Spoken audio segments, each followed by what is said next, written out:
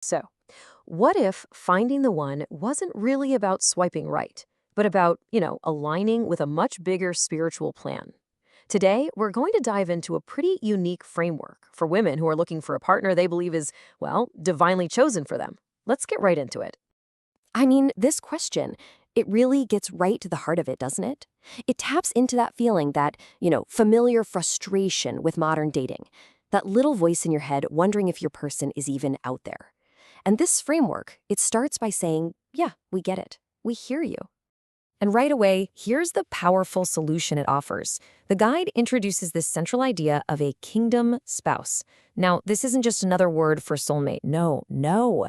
This is a partner believed to be specifically chosen and prepared for you by a higher power. It's all part of a divine plan. So you might be wondering, where does all this guidance come from? Well, it comes from a community called the Fyah-Verse, which was created by Blaze on Fire. It's described as like a safe haven for believers to learn and really support each other on this very specific spiritual journey. Okay, this quote right here, it immediately draws a line in the sand. It makes a super clear distinction. This whole journey, it's not about mastering dating apps or perfecting your profile. Nope, it's about achieving an internal spiritual alignment first.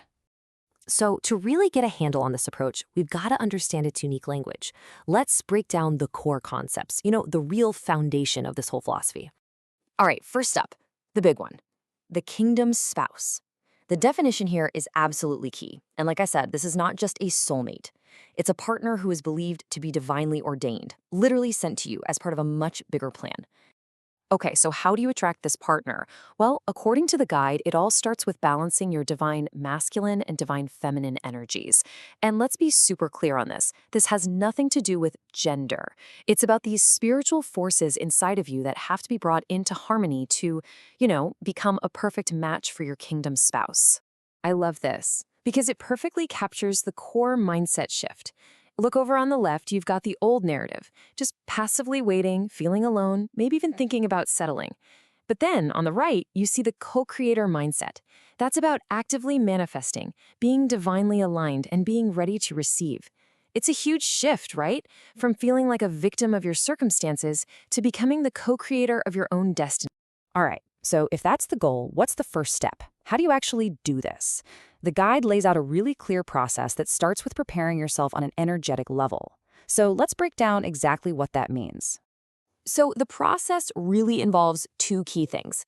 First, raising your vibration, basically cultivating positive energy. And second, clearing past blockages. The guide describes these as, old wounds or negative patterns that might be unintentionally pushing your divine partner away. But why do all this? What's the point? Well, the guide is really clear that this isn't just spiritual busy work.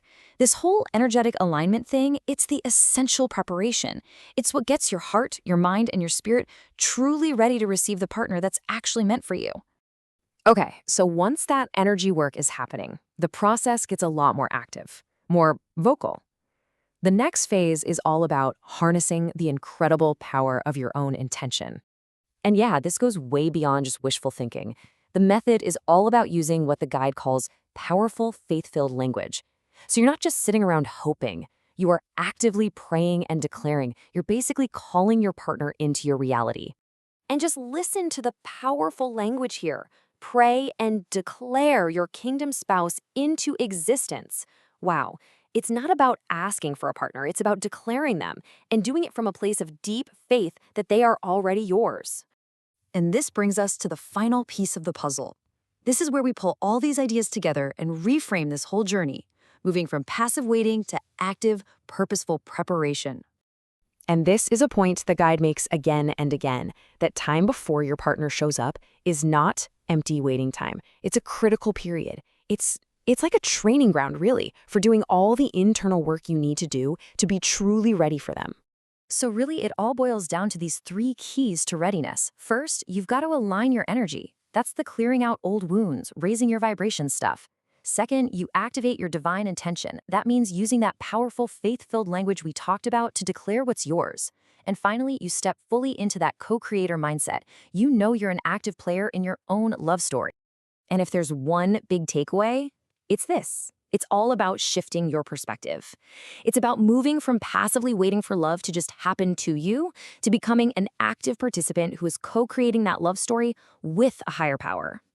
And finally, the guide brings it all back home to community. It really emphasizes that even though this journey is deeply personal, you're not meant to walk it alone. And that's really what reinforces the whole purpose of the Fyah-Verse. It's a support system for that shared faith and encouragement. And we're going to end with a pretty provocative question that comes directly from the source material itself. Think of it as a call to action.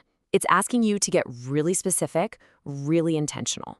So I'll leave you with this. What is the #1 quality you are manifesting in your kingdom spouse?